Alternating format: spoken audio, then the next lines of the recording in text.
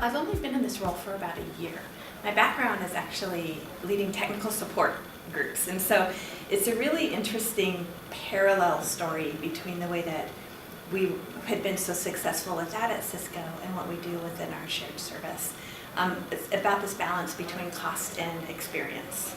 And you can throw a lot of money at something and get an amazing experience, but you have to also balance it with the fact that as a shared service, we are about making sure that we're keeping the costs down, yet providing that right experience. So that's been the key to it, has been always talking about experience while keeping our eyes on the costs that we're doing. And then of course understanding what's happening in the rest of the industry. We don't have to invent it all ourselves, we just have to make sure that we're doing it as well as we can. So we established our shared service centre in 2009, and when I look back to implementation, so I was involved in that project team.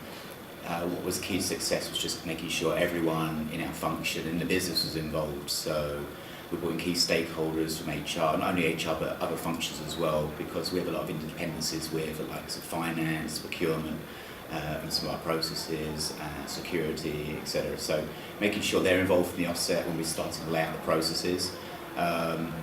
Challenging the status quo, so recognising everywhere. So we had different sites doing things in different ways. So recognising those for starters, perhaps looking at best practices, but then coming to an agreement on what would be the one best way of running that process or defining that policy where possible. It wasn't always possible, but coming to that consensus early on really helped us, and then we can just go forward and plan accordingly.